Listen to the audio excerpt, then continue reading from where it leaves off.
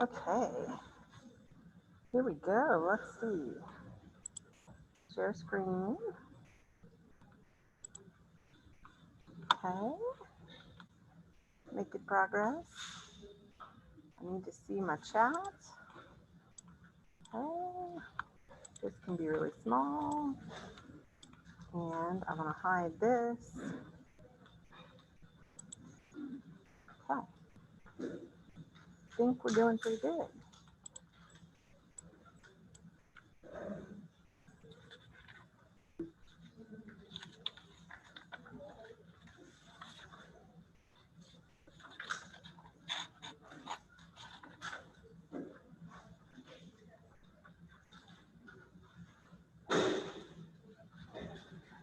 Okay, if anybody did not get their clicker points from yesterday, you need to come and see me right now so that we can get you fixed before you have some clicker points in the next 3 minutes.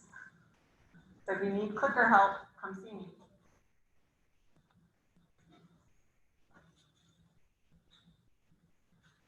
That goes for y'all online too. If y'all need clicker points, you need to tell me now. Or fail to load courses. Okay. So wait. Okay. So click now. All right. Have you enrolled before? Okay. Swipe it up and get rid of it. Like, but that's not good. Yeah, like that. Oh, awesome. Thank you.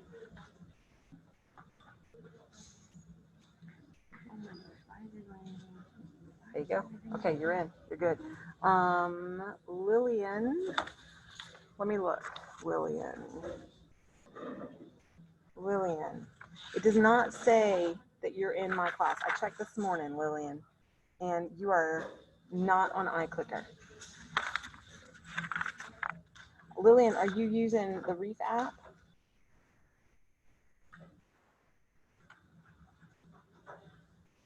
I looked this morning at like handheld. What's your clicker number, Lillian? Because I have some that are clickers that don't have a name attached to them.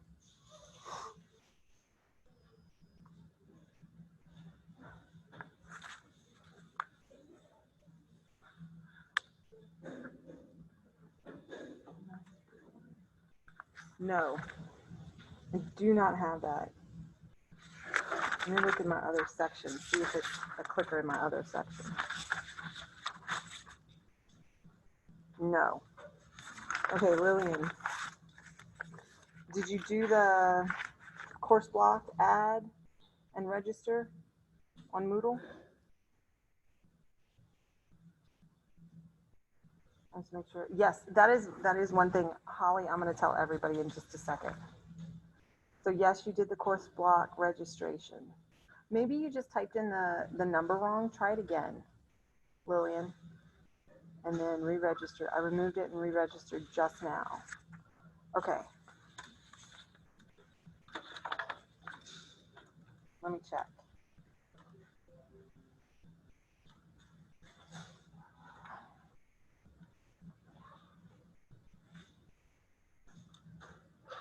Oh, no internet.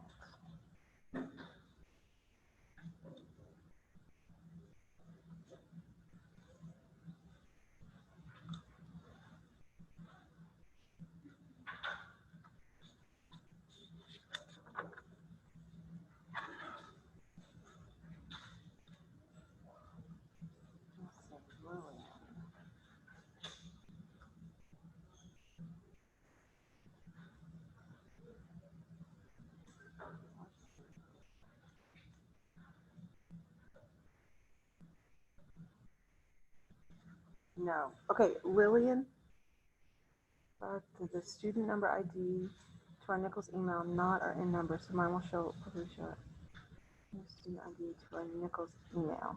Okay, either one, as long as you have either your Nichols email or your in ID, your in number, either one's fine. I did not take attendance yet, so just hang tight. So Lillian, I don't see you on here. You and I need to Zoom and try and fix your problem. So set up an appointment on the calendar with me. It's at the bottom of all of my emails and it's on Moodle. So Lillian, come to Moodle right here. Set up an appointment with me. Okay. Let's get started. Y'all ready? Okay, better? Sorry. Okay, we were just trying to sort out some problems on Clicker. So, not yet. Not yet. I did not open the attendance yet. I have not started it yet. I could do that right now.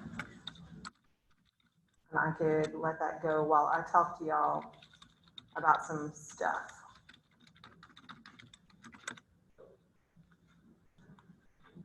So we'll start class, and I'll put up our attendance.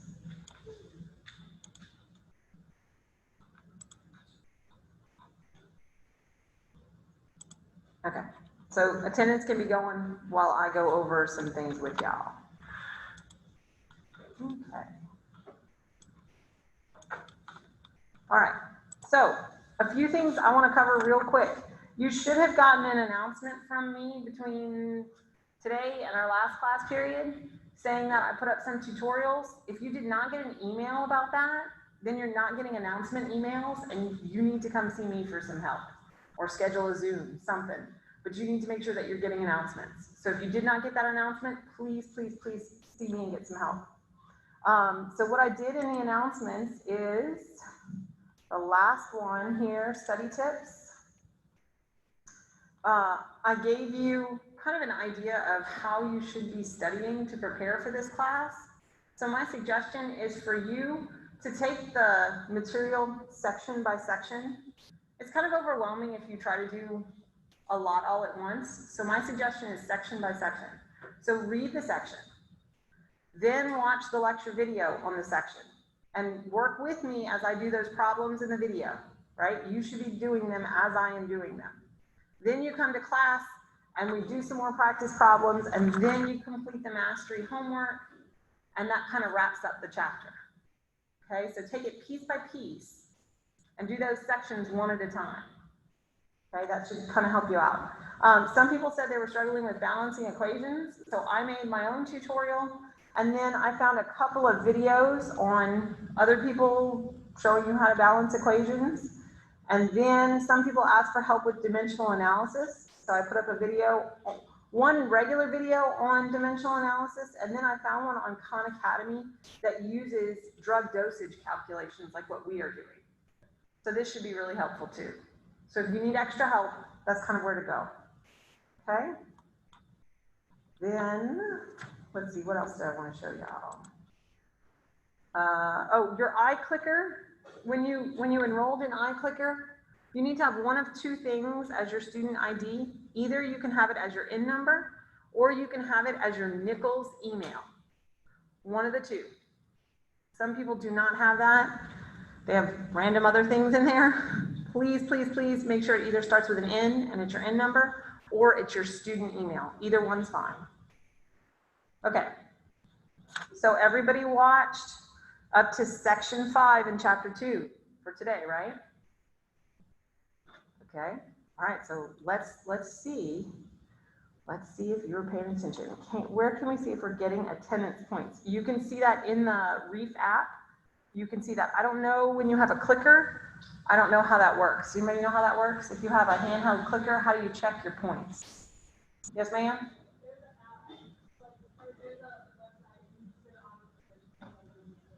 There's a website that you can go to. Can you type that website into the chat for me? I'd really appreciate that. So if you have a handheld clicker, we have a very nice person who is going to type in the website that you go to. There you go. In order to check your points. Okay, good. All right, so let's try a few. Sure. Yes, your exam will be timed. Your exam will be timed. Somebody else sent me an email and asked me, do I need to know the names of all the elements on the periodic table? This is my answer. No, you don't need to memorize the periodic table. But are you going to do better on the exam if you know the big ones? Like the ones that are really important to life that we covered in class in chapter 1, right? Those are big ones that we're going to be using a lot. You should know those. You will be able to progress through the exam much more efficiently if you know those. But I will do one of two things. I will either give you a periodic table with the names, or if you look in your textbook, right, you have your periodic table. Can y'all see it home? You have your periodic table. But on the next page, you have, it lists all the elements and their symbols. So either I'll provide you with one with the names, or I'll provide you with both of these. One of the two, okay? But you need to know some of the important ones. So look for the ones that are essential for life, the macronutrients, the micronutrients, those you should know, okay? All right. Okay, and Holly, we answered that. All right, so clicker questions. Get your clickers ready. Get your clickers ready. All right, I'm gonna stop the attendance poll, and I'm gonna move this over here. Okay, you ready? Oops, here we go. So I'll move this down. All right, how many electrons are present in a neutral atom of potassium? You can use any resource that you have with you. How good would it be to carry around a periodic table? That would be super smart. Yes, ma'am.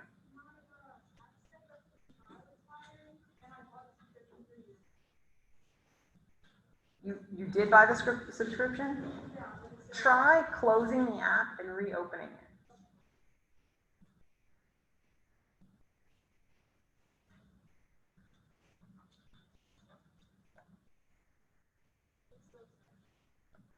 You swiped it up completely?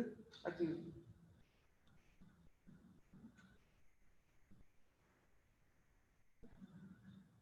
Try restarting your phone. Or do it from your laptop instead of your phone. See if it restarts the connection with the cloud.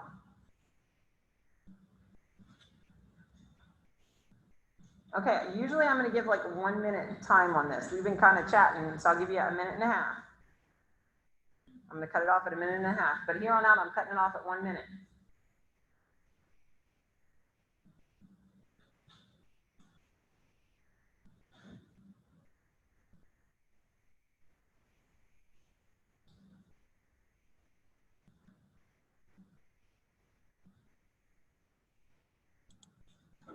Okay, so what do we get? So that is correct. We have 19 electrons present in a neutral atom of potassium. How did you know that? When you look at the periodic table, what's the symbol for potassium? K. And what number is on top of the K? What does that 19 mean? That's your atomic number, which is the number of protons, and if it is a neutral atom, it is also equal to the number of electrons. Okay? All right, let's try another one. Oh my goodness. Apparently have to erase in between. Okay. So the atomic number is what?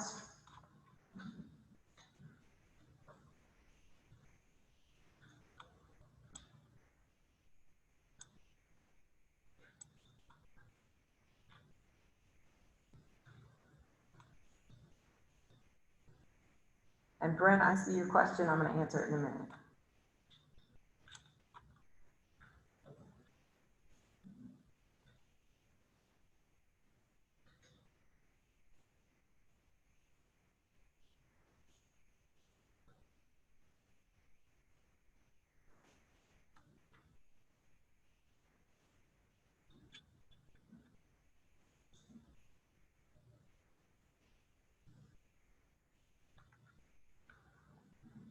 Ten seconds.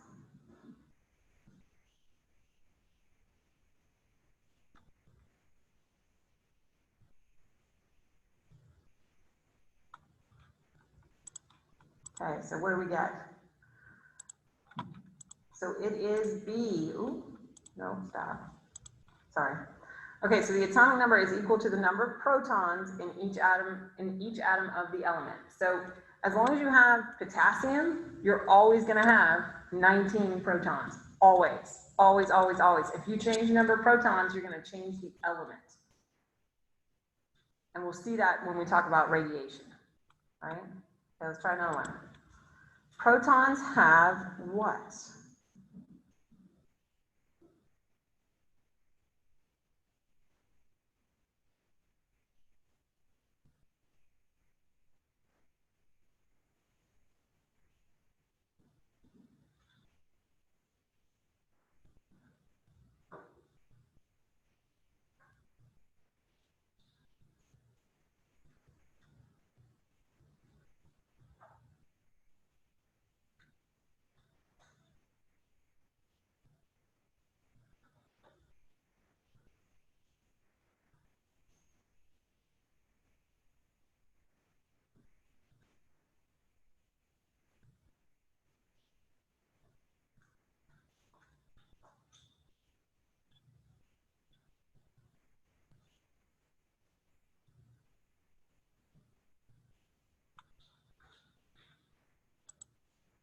Okay.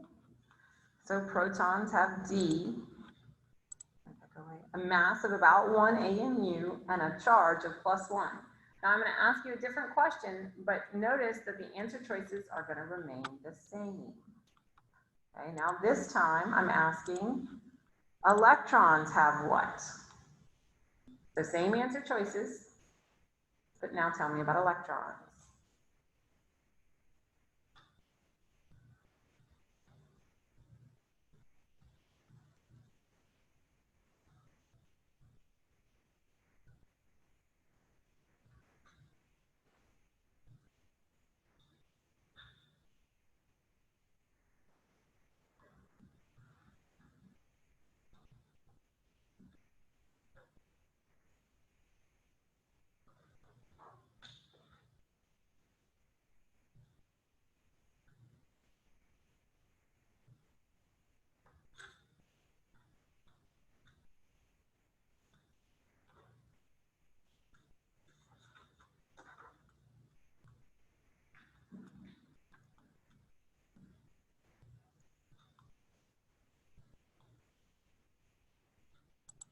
Okay.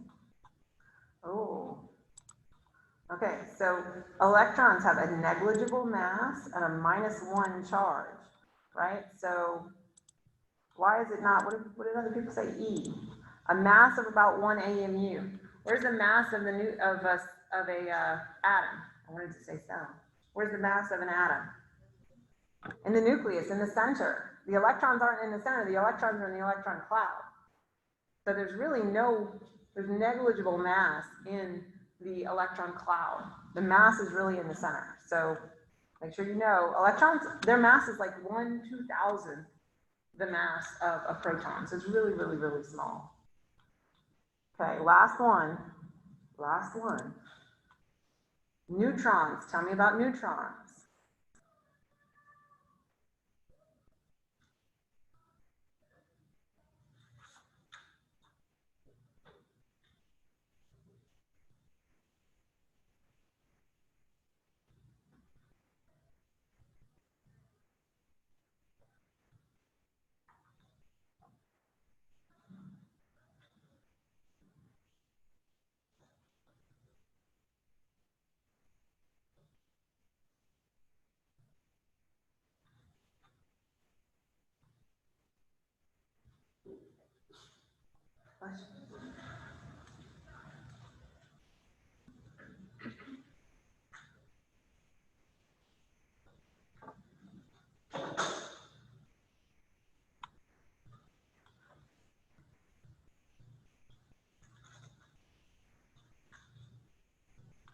Okay.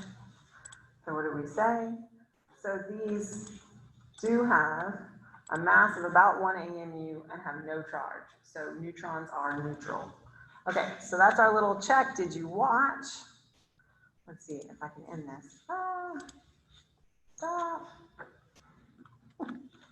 There we go. All right. So now what I want to do is I want to switch over and let's do some problems. Let's do some problems, right? This should be really super quick and easy, these first like 2 sections. So tell me, where are the subatomic particles located in the atom?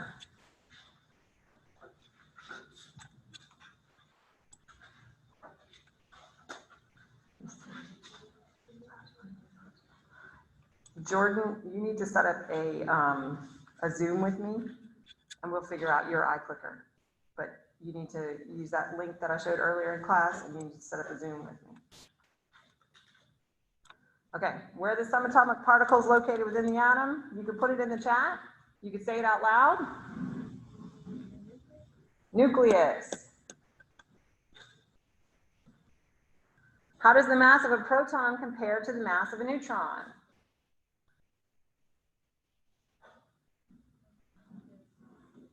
They are what? They're the same. They're equal. They're equal, right? And it's 1 AMU. Okay, how does the mass of an electron compare? We just said this. It's a negligible mass, but how does it compare? It's a lot smaller. So like 1 proton is equal to 1 AMU. So how about 1 electron?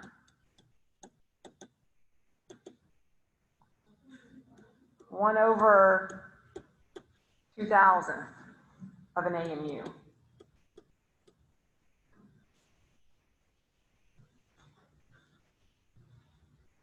All right, so really, really, really small.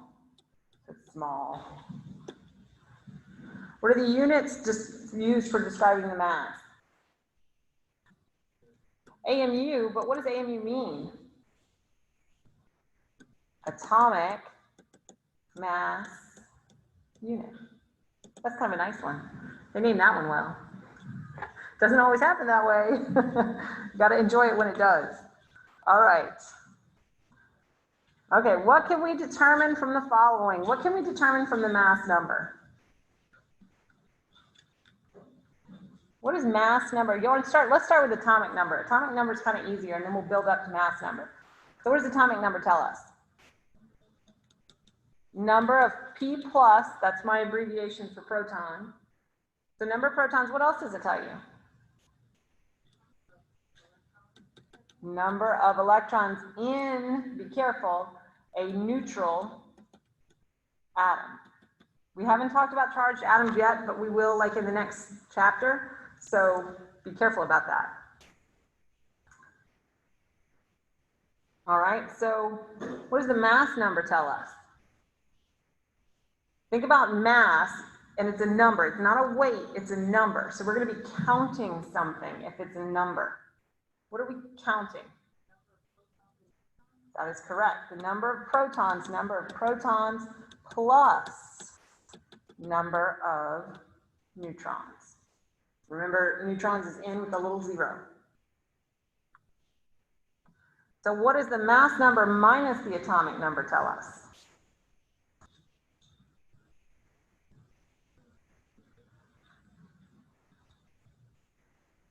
Mass number minus atomic number. So if you have P plus, or protons plus our neutrons, and we subtract our atomic number, which is our protons, what do you end up with? Number of neutrons. Okay?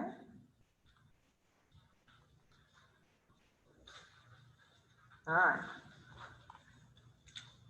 Okay, I'm going to try and leave my periodic table up there. Okay.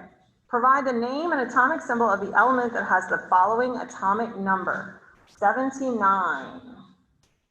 So where do we see 79? Did I do it right? What is PT?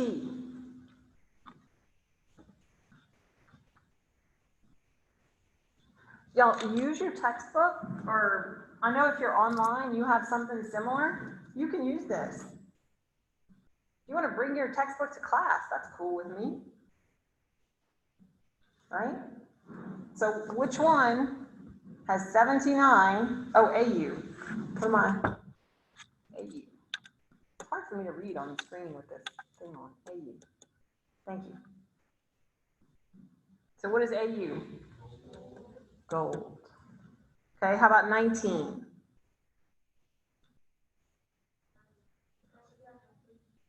Potassium. Okay, 82. PB, which is lead. Ooh, I can spell lead. 33. Arsenic.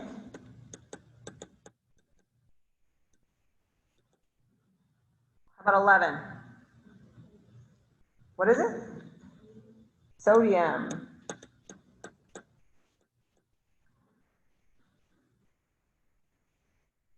Okay. All right. What is the mass number of a fluorine atom that contains 10 neutrons? What is my element symbol?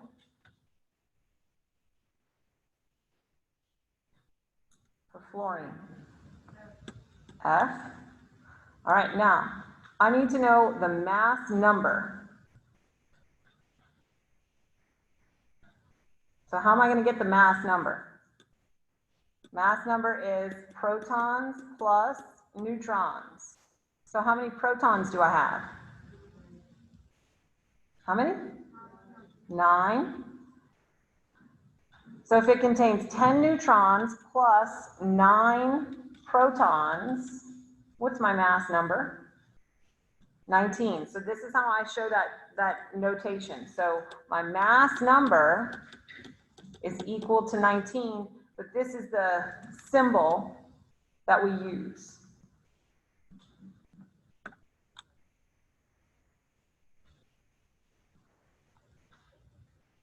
Okay.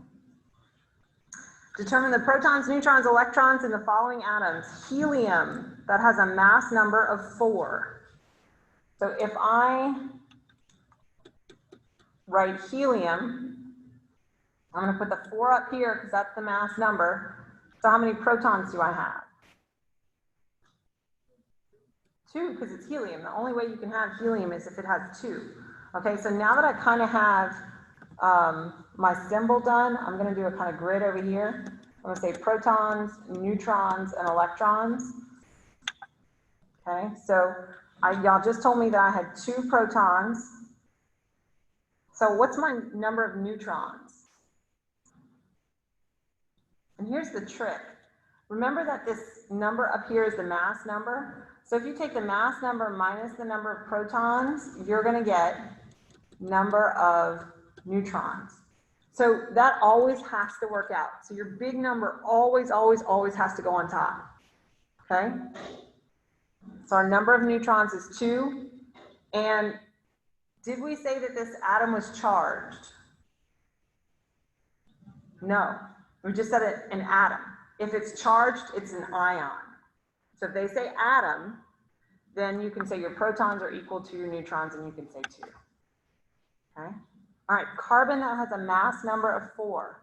So I'm going to write carbon, I'm sorry, a mass number of 14. So put your 14 there, and how many protons? 6. Okay, so I know my number of protons is 6. That must mean my number of electrons is 6. So 14 minus 6 gives me 8. Good? Yes, ma'am. I got the 6 from the periodic table. So if you go here, right, when you look at the element, the number at the top, the whole number, is going to tell you number of protons. That's the atomic number. From the problem. It told me a carbon that has a mass number of 14. Okay? That's a good question. All right. Keep going. Symbolic notation for the atoms. All right. So let's take A. We'll do A on this side. What has 3 protons? Look on your periodic table. What has 3 protons? Lithium. So now what am I going to put with my lithium? When you just said 3 protons, that 3 has to be the atomic number. So that's the small number that goes on the bottom. Now we need to put a mass number in this slot right there. So what are we going to put? 7. Why didn't you put 4? All right. Why didn't you put 4? I can't erase just a little bit. Because it's protons plus neutrons. So 3 plus 4 is equal to 7, and that is our mass number. Okay. How about 7 protons and 10 neutrons?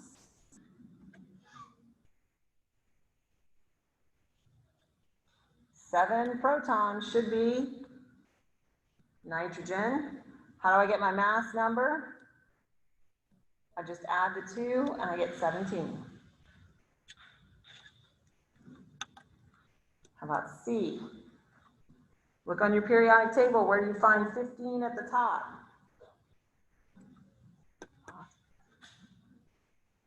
Okay, and that's 15 protons. And then we add the 2. What do we get? 31. You're always going to put that big number on top. And the way to remember that is if you do a subtraction with it, it works. It doesn't give you a negative number. It gives you a positive number. You always remember to put that mass number on the top. Okay, last one. 46 protons and 60 neutrons. What has 46? 46 is PD. What is PD?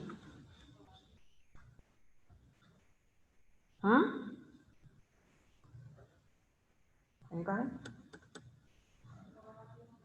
Palladium. So 106. Okay. All good? All right, it's going to get more complicated, right? Okay. Determine the number of protons, neutrons, and electrons for each of the following. So I'm kind of going to draw a grid like I did before. All right, protons, neutrons, and electrons. So in that first one, let's do protons first. How many protons? 1. That's this number right here. And I know that it's neutral because I don't see a charge, so I'm going to put 1. And then all I have to do to get my number of neutrons is to subtract the mass number from the atomic number. How many neutrons? 1. Okay, B, how many? 13 protons and electrons. Same thing, 13. So 27 minus 13, 14. How do I say C? If I wanted to tell you in words, if we're having a conversation, you know, and we always just chat about atoms and stuff, right? So how would I say this to you? How would I say this atom? I'm super excited about sodium. If you're not really excited. I would say sodium 23. So I always, when I say the name, I always say the mass number. Because by saying sodium, I'm telling you how many protons are in it. I'm telling you how many electrons are in it. So the only thing you really need to know is how many neutrons. And the way that we do that is to say the mass number. Okay? So our sodium 23 has how many protons? 11. How many electrons? 11. How many neutrons? 12. Okay, bromine 79. Protons. Electrons. Neutrons.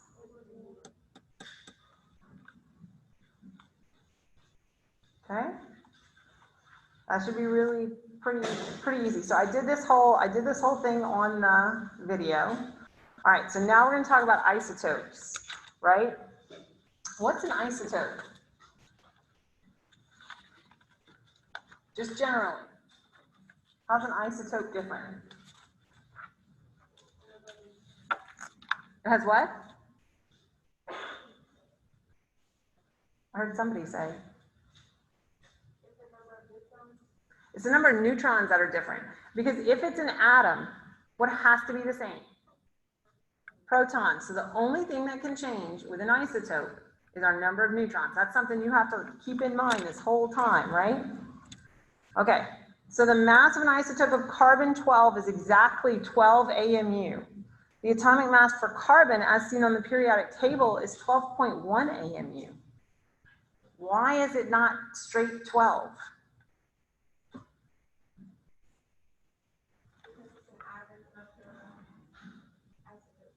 It's an average of all the isotopes, right? So you're going to have carbon 12. Sure. So tell me about carbon 12. What is carbon 12? How many protons?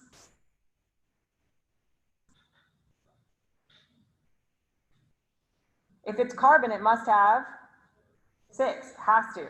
Okay, tell me about number of neutrons. 6. Tell me about number of electrons. 6. Okay, but that's not the only isotope of carbon. You also have carbon 13. Tell me about number of protons. Tell me about number of neutrons. 7. Tell me about number of electrons. 6. And you have carbon, you also have carbon 14, right, which gives you 6, 8, and 6, right? So now we're going to take the average of all of those, but it's not a straight average, it's a weighted average. Can you guess which one is predominant in the environment? Like which isotope we have more of? We have more of carbon 12 because our atomic mass of the element as a whole is dependent upon all of the isotopes. And whichever isotope is more prevalent, then that mass is more dependent upon that one isotope. So because our mass is closer to 12, we know that that isotope is more prevalent. Okay, so explain this difference. So the atomic mass is a weighted average of the atomic masses of all the carbon isotopes. I write so much better on the iPad when I'm making my videos than I do here. I'm really sorry, I'm left-handed and I feel like I'm twisting my body to make it happen. All right, how are atomic mass and mass number similar? How are they different? What particles are we measuring? For atomic mass, what are we measuring?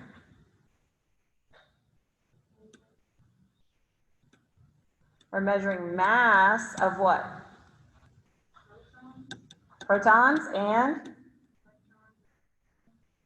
Our atomic mass really doesn't take into account the mass of the electrons because it's so small. So really it's really protons and neutrons, right? So it's measuring the mass. How about our mass number? This measures what? Number of protons and neutrons. So what's similar? What are you measuring? The same subatomic particles.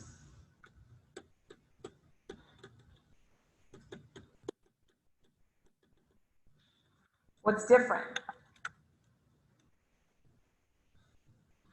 What you're measuring about them. In one, you're measuring the mass, in the other, you're actually just counting.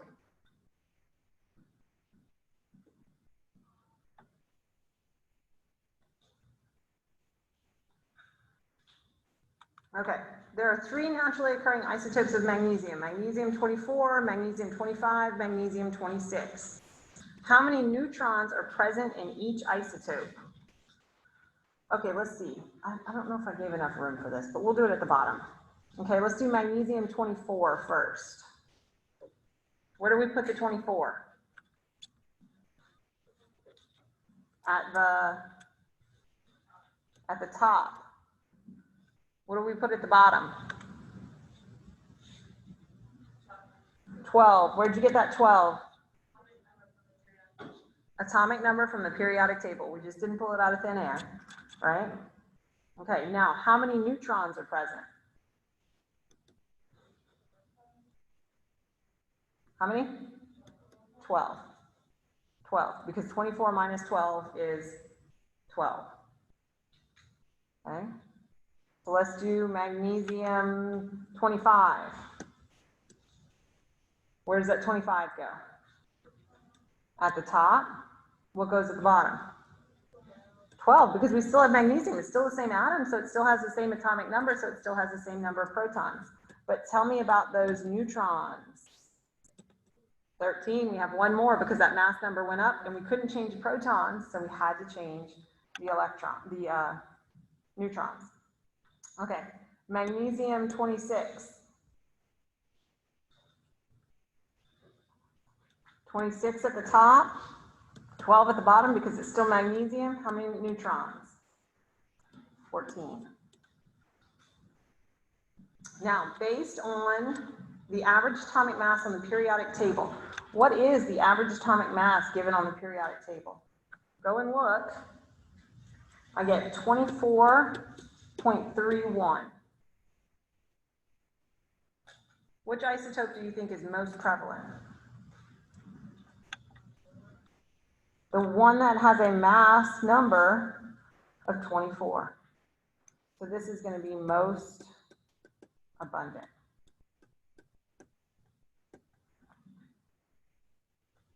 So whatever your mass number is closest to,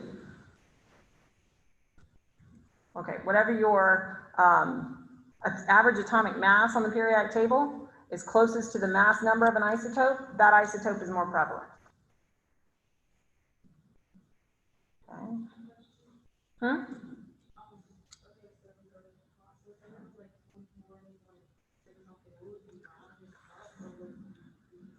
I'm not going to give you one like that. I promise. I'm not going to give you one like that. A lot of times, it's a good question. A lot of times there's one isotope that's super prevalent and the other isotopes are barely there at all. If you remember the slide I showed you of carbon, right? Carbon 12, you had a ton of carbon 12.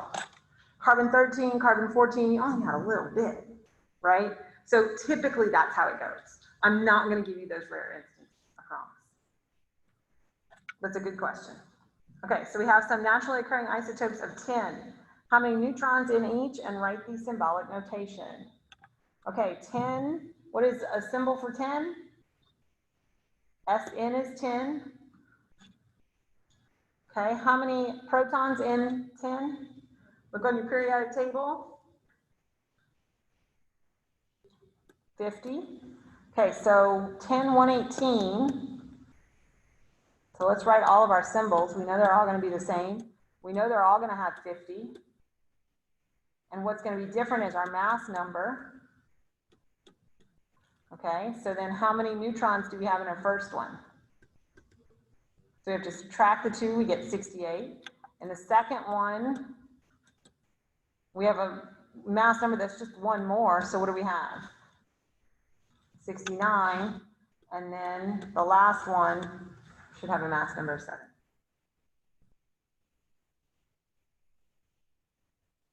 Oh, I stopped at 20. There's a 24. I didn't even see that. SN 124. So what else do we have? Still 50 neutrons of what? 74. Be careful, that was a big jump on the last one. Okay. All right. Radioactivity. This is super cool. This is super cool. I've actually worked with radioactivity, and it's really interesting, but it's really kind of scary because you can't see it. And it can be very, very, very dangerous. And so you have to be super, super careful. I mean, I didn't use the most dangerous types of radiation, and it was still a really big deal to do it. We had a separate room that we did it in. I had like a lab coat that was all that was the only thing I wore it for. I was sitting in front of a hood, so I did all my work inside of a hood. And so this partition comes down in front of you, so you have that layer of protection. Then the radioactivity that we used was stored inside of a container, right? And then anytime I took it out of the container, I had to put it into the hood. And once it was in the hood, I had to put it behind another shield. And once it was behind the shield, I could open it. But anytime we had radioactivity, it had to be behind the shield, behind the partition of the hood, and then I had to be wearing an extra layer of clothing. So yeah, it's dangerous. And we had a lot of safety things, like people would come in and we had to show them all of our safety procedures. Like after you were all done, you got a Geiger counter, and it makes little tick sounds, depending on how much radiation is coming off of whatever it is. And so when you were done, you had to check your area. Then you had to check yourself to make sure that you didn't spill something. And I remember my lab they always wanted me to do the safety thing. I don't know why, but they always wanted me to do it. And so we had to go through our whole procedure every time for them. And I remember one time when I was doing it, I'm gonna step over here so y'all can see. I checked myself, I checked my body, and then you're supposed to check your legs and the bottom of your feet. And when I did it, I went over the front to the middle of my foot, then I came back over the back. And when I did it, I didn't overlap. And they're like, you didn't overlap. Okay, I'm so sorry. I will overlap from now on. So it's super serious. Everybody wears a little device that counts how much radiation your body is getting, either as a ring. I wore it on my lab coat, but it's like associated with your social security number. So it doesn't matter where you go. You know, you move jobs, you move, you know, from a lab to a X-ray technician or whatever it is. They're tracking you to make sure that you don't get too much radiation. It's a good thing. You know, you don't want too much radiation because it's going to cause a lot of damage. So you have to be very careful of that. So that's a good thing, right? And that's why all those technicians are behind glass, right? They wear those lead aprons, right? Lots of safety procedures. It's a good thing. It's a very good thing. Okay, so the question that was asked earlier in the chat is, do you need to know this? Yes. Memorize. Yes, you need to know this. So you need to know, if I say alpha radiation, what am I talking about? You could either give me either symbol, you have to be able to do either symbol, you have to know the charge, you have to know the mass number for all of the different kinds of radiation. I'm giving it to you here, but this is one you need to make some flashcards and you need to know this. Otherwise, you're not going to be able to write equations. And we'll have it here so we can reference in class today, but you should know this. All right. What is the charge on a beta particle? So if we come up here to a beta particle, what is a beta particle really?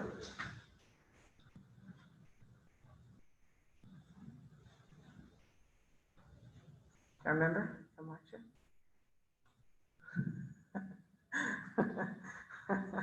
What happens in beta radiation?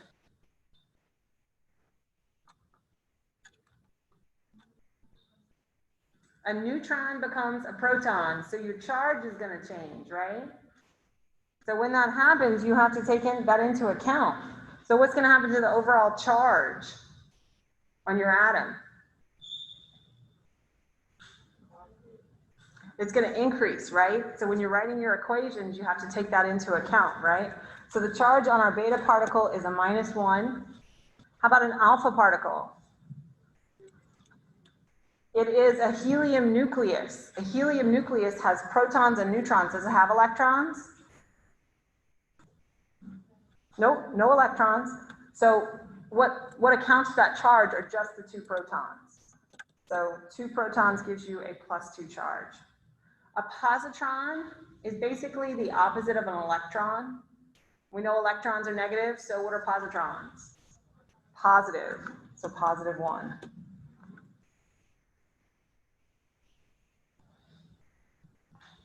Okay, what form of ionizing radiation is most similar to X-ray? And how's it different? It's kind of talking about how it's similar too.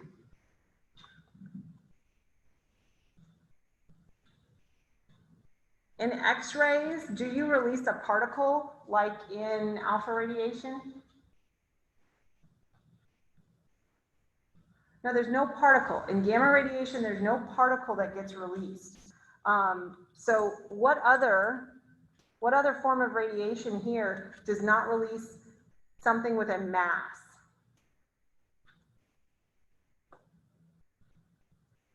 What has zeros for mass number and number of protons, atomic number? Gamma. So it's going to be gamma. I have to go in the right direction.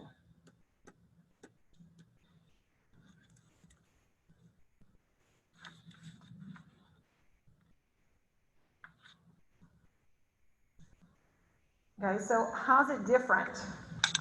Well, what is it?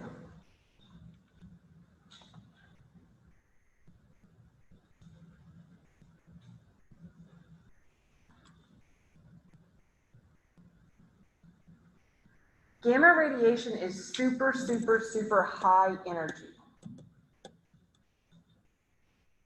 It is there's very, I don't want to say most, but it is extremely dangerous.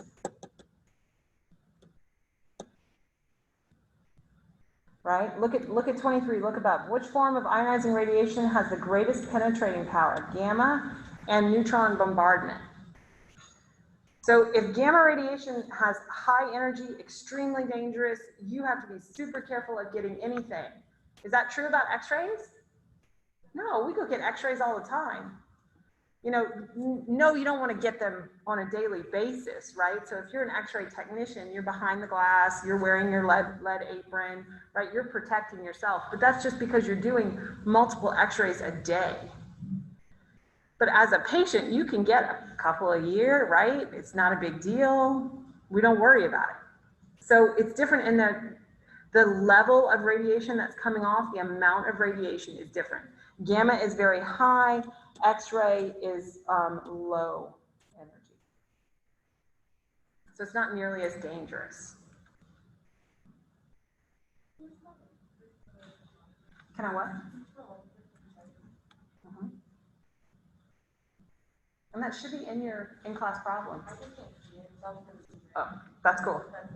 Okay, no problem. No problem. Okay. All right. If high doses of radiation can be harmful, that's what I've just been saying, it's so dangerous. What's the rationale behind radiation therapy for people with cancer?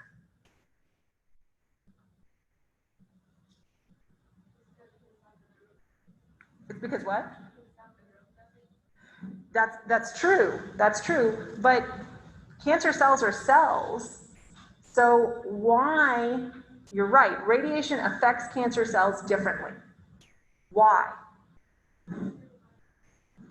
They're dividing rapidly. So cancer cells, right, divide rapidly. That's a hallmark of a cancer cell.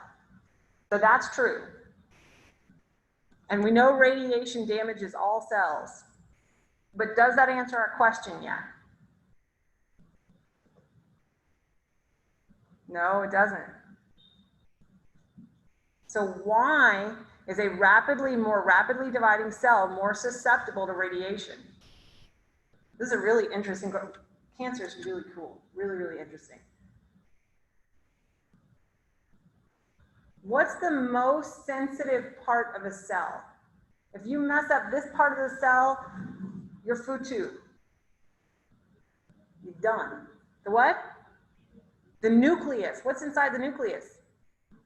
DNA. So the more rapidly you divide, that means that your DNA is exposed more. What is it being exposed to? To the radiation.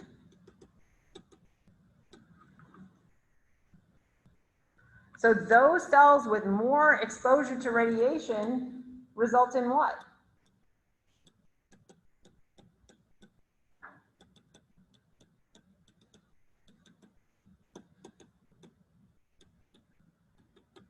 Death, cell death. And what do you want? We want to kill the cancer cells. That's the point. So this is one reason why radiation is so hard on the body, right? Radiation is non-specific. It will affect every single cell. So are you harming your good cells? Absolutely. But you are harming your cancer cells at a greater rate. So tell me, what's somebody like who's on radiation therapy? They're weak, they're tired, they're sick. Why? We are killing them. I mean, but the hope is that we can kill the cancer cells before we kill the normal cells. That's how radiation works. It's the same concept with chemotherapy. More rapidly dividing cells are picking up the chemotherapy. It's just a chemical toxin. So all cells pick it up, but cells that pick it up more are the rapidly dividing ones. Tell me, what are some specific symptoms of somebody who's having radiation or chemotherapy? Nausea, vomiting, hair loss. Tell me something about the properties of hair cells and the cells lining the inside of your stomach. They are rapidly dividing. So the cells that rapidly divide get hurt the most. That's why you lose your hair. That's why you're nauseous. It's non-specific. You know? Okay, so that's how radiation and cancer works. I find that super interesting. So we really need to find some other ways to treat cancer, because that's kind of barbaric, right? I mean, it works, but we are working in the science field. We are definitely working on how to fix that, right? Okay, let's see. Did I do all of them? Wait, I did the rest of them in here. Okay. No, I didn't do 28. I didn't do 28.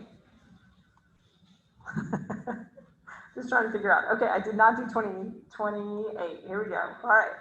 How many simultaneous chest x-rays would a person have to endure to have an exposure of 20,000 millirems, causing a temporary decrease in white blood cells?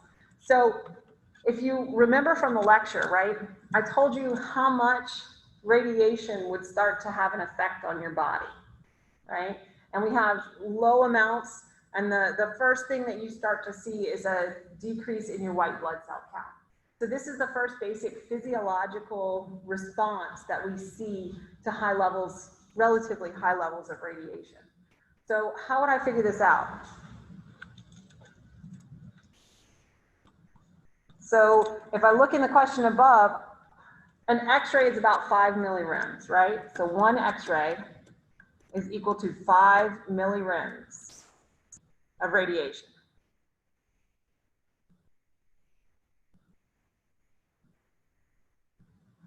So if I do 5 millirems per X-ray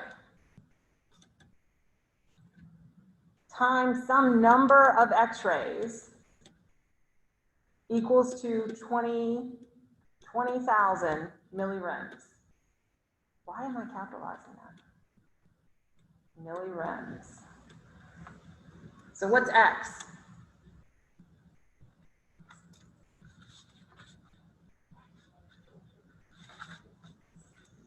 What do you get? So what is this? This is our variable. What is this? How many numbers of X-rays? What do you have to do? Take 20,000 divided by 5. How many? 4,000 X-rays. Anybody plan on getting 4,000 X-rays? No, it's not going to happen. Now, if you're an X-ray technician, you might be exposed to more, but this is why we take those precautions. Right? So don't go and get 4,000 X-rays. All right. So we did that one. All right, now we're moving on to nuclear equations with radioactive decay. This is why you have to memorize that table above, because I will be asking you to write what happens in radiation and be able to describe it in an equation. And somebody very kindly told me that when I was making this video, and I was doing 29. I did 29A, B, C, and then for some reason I skipped down to 2.30 and I did D on that one. So I'm sorry if I messed you up in the video. It happens, I'm human, right? Okay, so let's do A, B, and C for 2.30, and then we'll come back up and catch D. All right, thorium-232 undergoing alpha decay. How do I start writing a problem like this? I need to start with the element that's going to decay, right? So thorium is TH. How would you find that out if you didn't know? You could go to your book and you could find whichever one it is, okay? Or you'll have a periodic table that also has the name, either one, okay? All right, so 232 is our mass number. How many protons does thorium have? 90. Okay, it's going to undergo decay. So we just make a little arrow because it's a spontaneous decay. It happens on its own. And we're going to make an alpha particle.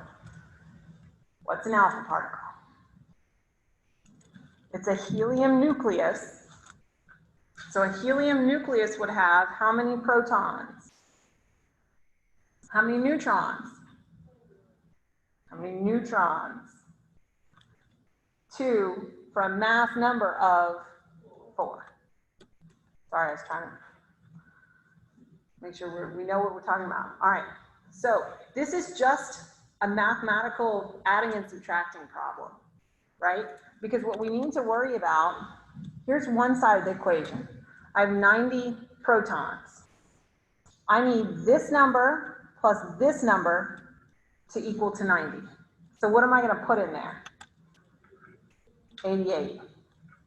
Go look on the periodic table. What has 88 protons?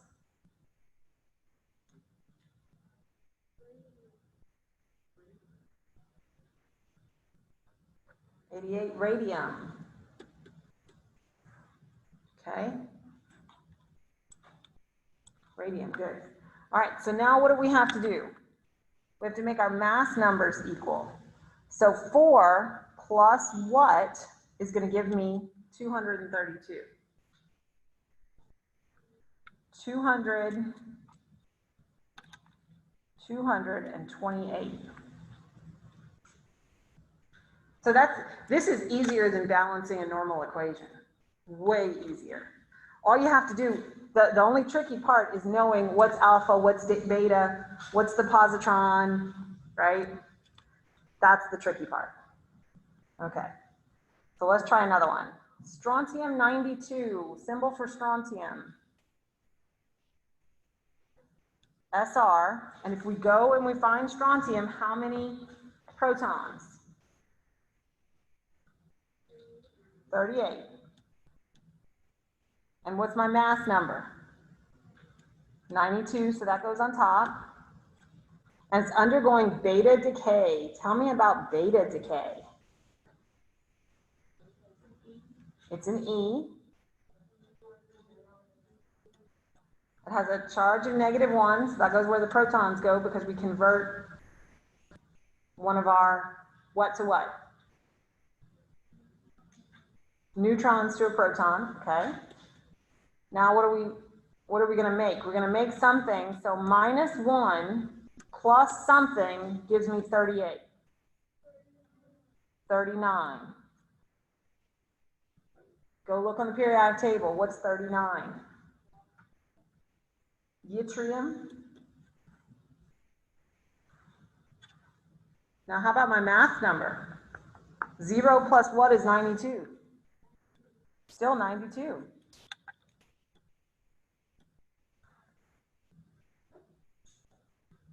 So the writing of the equation is not bad.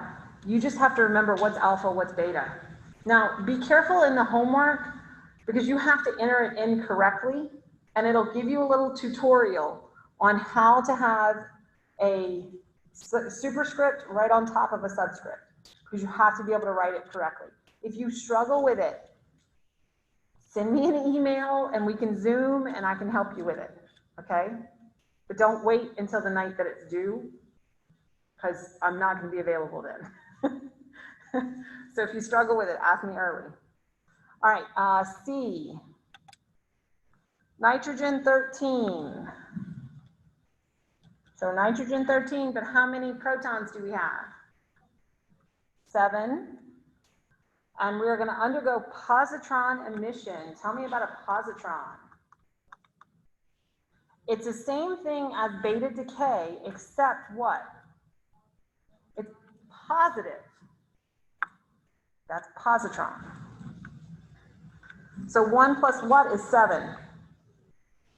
6.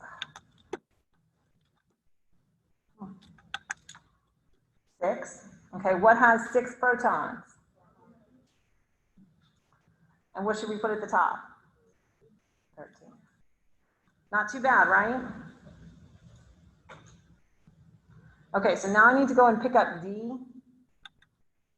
So I'm going to come down here and I'm going to do D. Carbon 11 undergoing positron emission.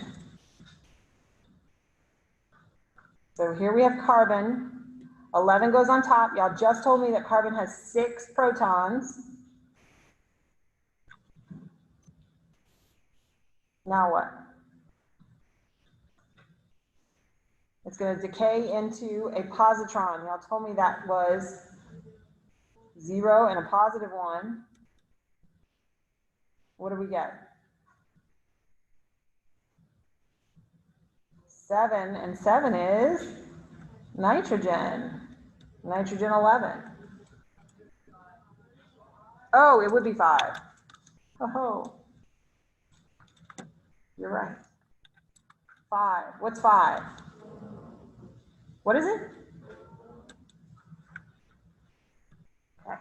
Yes, y'all are right. 1 plus 5 is 6. Not 1 plus 7 is 6. All right. So how y'all feel about that? Pretty good?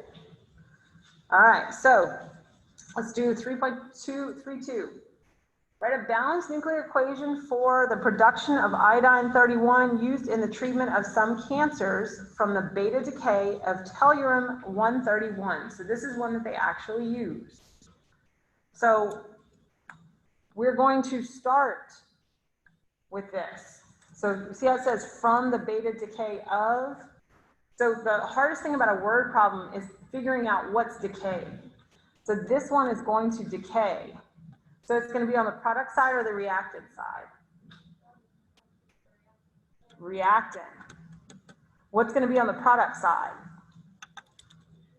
Whatever is produced. So see how we have production of iodine-131? This is going to be on the products.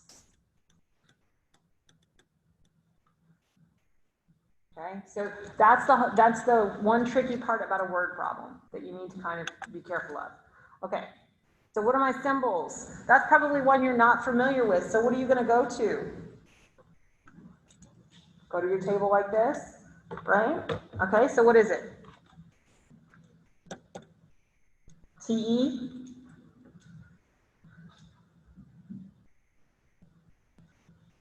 How many protons? 52. What's our mass number? 131, that was given to me. And it's going to decay. In this case, we're not told, well, we are kind of told, but let's try to figure it out. Let's see. Let's start with the element that it turns into. So iodine, 131. How many protons? 53. What are we emitting? Beta radiation. So what's beta?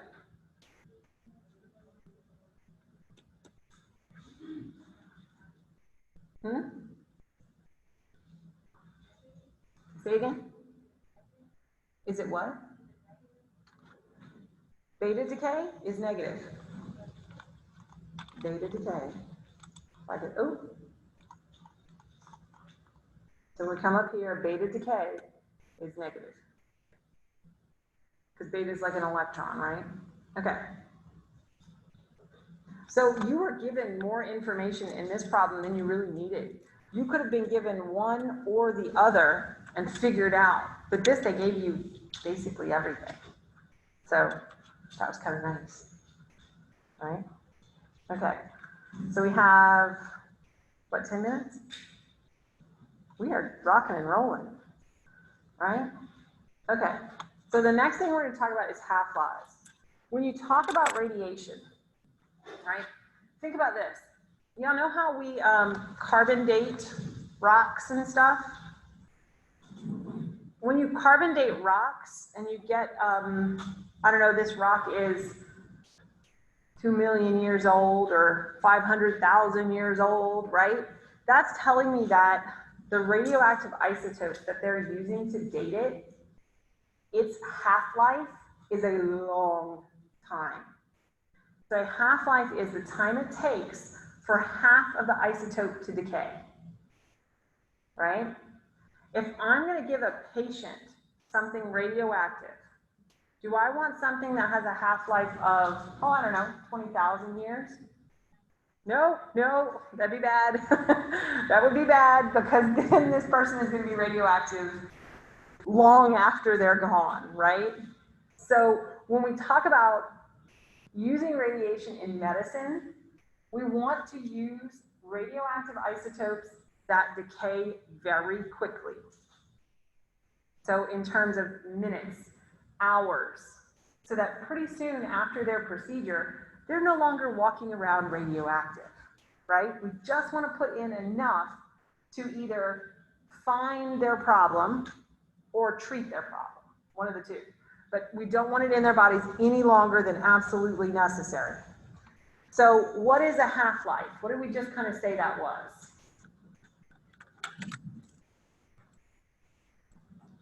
A half-life.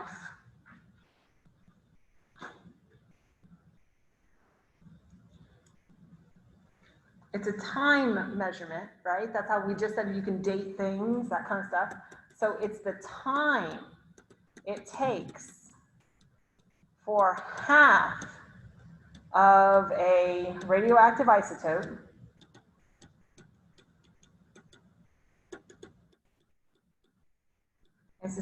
to decay. What does that mean? So it's the time it takes for half of a radioactive isotope to decay. Do we have to memorize the chart with the effects, exposure? No, you don't have to memorize it. You do have to know what's more dangerous and what's less dangerous. Oh, and there's 5 more messages. Wait, I'm going the wrong way. Okay, no, you will not have to memorize it, but you do have to know which one's more dangerous than others, things like that. We need to watch. Yeah, no, it's 5 and 6 for today. It is, but we're a little ahead of the game, so we're gonna rock and roll. It's fine. Okay. Yes. Oh, I didn't need to minimize that. I'm not very good at this. Okay. Yeah, we're just rocking and rolling. I don't like to waste time. All right. So when we go up here, I want to show you what a half-life really is. Okay. So here's our example. In this equation, tell me which one is radioactive. What's radioactive? The telluride. This is radioactive. What does radioactive mean? The configuration of the atom is unstable, and it's not going to stay that way. So a lot of times what we do is we create these unstable atoms in the lab that are going to have a very short half-life, so that we know when we inject it into a patient, it's not going to stick around for a long time. So then that tells me that my product here is stable. And it'll be inside my patient, but usually they can get rid of it by urination or something like that, right? It gets out of their body, it's not a big deal. And then this is what we use for detection. Detection, or even to kill, right? To kill maybe cancer. right? So it's the actual emission that's dangerous. But we say this thing is radioactive and the iodine's stable. Okay. So we wrote this as one straight equation, but it doesn't quite happen this way. So if I start with a patient that I give them, let's say 50 milligrams of this tellurium 131, right? And if I tell you that this has a half-life of 1 hour,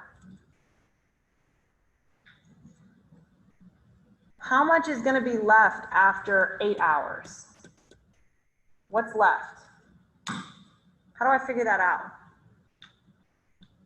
Well, you have to go back to the definition of a half-life. A half-life is the time it takes half of the material to decay. So if I start at 50 milligrams, if I go 1 half-life, what is 1 half-life in this case? 1 hour. How much is left? What's half of 50? 25. Okay, so that's just an hour. How about if I go another half-life? So now I'm at 2 hours. How much is left? 12.5. Now somebody with a calculator is going to have to help me out. Okay, now we go again. This is 3 hours later. 6.25, thank you. All right, we're going to go again, 4 hours. 3.125. Okay, we're going to go again, and I'm running out of room. 5 hours. Do you see how the amount of substance inside of the person's body is decreasing by half for each half-life? That's what a half-life is. Okay, y'all see, y'all are awesome. Y'all are ahead of the game. Oh, no, that's too big. I'm going to put it over here. Oh. This does not want to work for me today. All right, so after 5 hours, y'all said we have 1.5625. Okay, let's do, I'm going to come down here, let's do 6 hours. Divide that in half again for me, somebody. What do we get? Once you get it, put it in the chat. 0.78125. We're not even to 8 hours yet. So here we got, oh, that's 7 hours.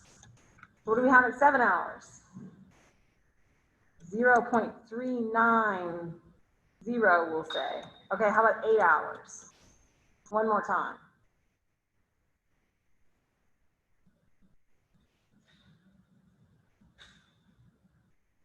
.195.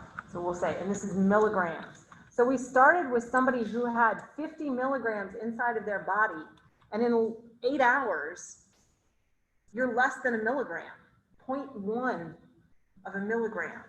That's a tiny amount. So this is why it's okay to give patients radioactive material, because it's not going to hang out in their body for long. Okay? So when we come down here and we say the time it takes for half of the radioactive isotope to decay, do you still have radiation present after 1 half-life? Absolutely. Absolutely. Okay, so it's not just, even though we write radioactive decay in one equation, it doesn't happen in 1 half-life. 1 half-life only gets rid of half of the material. All right, y'all, I'm calling it for the day because we're a little bit ahead of the game, but that gives you a good intro into radioactive decay. And expect clicker questions on Tuesday, and we're going to finish this, and we'll finish up chapter 2. Okay?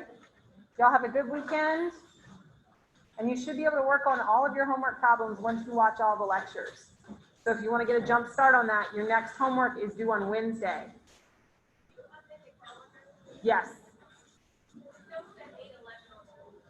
Oh, but I didn't change the date. I need to get into the habit of changing the date. I did not change the date. Oh, that's my fault. Yes, I did change it. I changed it yesterday or day before yesterday. That was my fault. I'm gonna get better at that. So for the attendance, Yeah. earlier my Wi-Fi kept going out of my laptop. Okay. I'm there, Send me an email and say my Wi-Fi went out during attendance, but I still did the clicker questions. Can you fix my attendance in iClicker? And I'll fix it for you. Because I can do that. All right. And if anybody has a question on chat, yes, we are still on track to take our test on the 1st. We will take our test on whatever we cover. I try really hard not to change my exam days once I post them, because I know y'all rearrange things for exam days. So however much material we cover, that is what will be on the exam. Okay? All right. How do I know my name shows up for you? So, do 90, you're good. Okay, and then I don't have my name but you don't get my announcement email? So go into your Moodle and go to your Moodle settings. What do y'all have, ladies? I'm gonna help you. Okay. Just on our iClicker, both of us, the number 4 says we never answered. Yeah, I think. Oh, I know, because I accidentally started one. It was my fault, and I'm gonna go and clear it. Don't worry. Okay. I'm gonna go and clear it. That was my fault. I like accidentally started one while we were still on the same question, and I just hurry up and changed it, but Okay. I'll go in and fix that. Okay, so no, yeah, you might have to do it from a computer. Go back, go to preferences, do notifications. Do back to one of your school forums, do online. For those forum posts, yeah. Scroll up, let's see. Forum, you don't need a forum digest, it'll just kind of tell you. Lesson graded notification. If you want, I mean, it wouldn't be bad. And then keep going. I don't know what it is. Invitation, supply, and I don't know what that is. So that should work now. I think that's just, yeah. Okay. That's fine in the start email. I think the forum thing she covered. All right. Thank you. Yep. How do you see it? And that goes, basically, it's fine, you don't have to search for that or something? Yes, but don't pay full price. In the syllabus, there's a link to, it's $5. Instead of like, something like that. It's $4.99. And then they will send you an email with an explanation.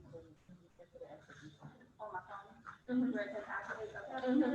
I paid for the subscription. I thought I had to on my computer. Check the email. I did the same thing. I'm like, Check the email and if you have an see, it explanation. expires in 5 minutes. Check your like junk mail too. Like maybe it didn't go to your regular inbox, maybe it went to your junk.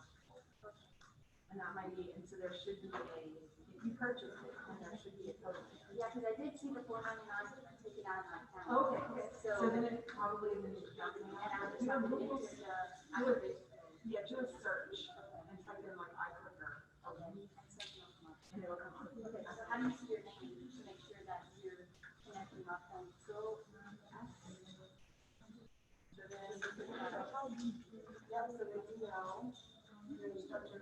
Well, let me close the class. Let me close the class. I have a receipt of, not that I can, but I didn't show them. Close the class and let me stop this in class. All right.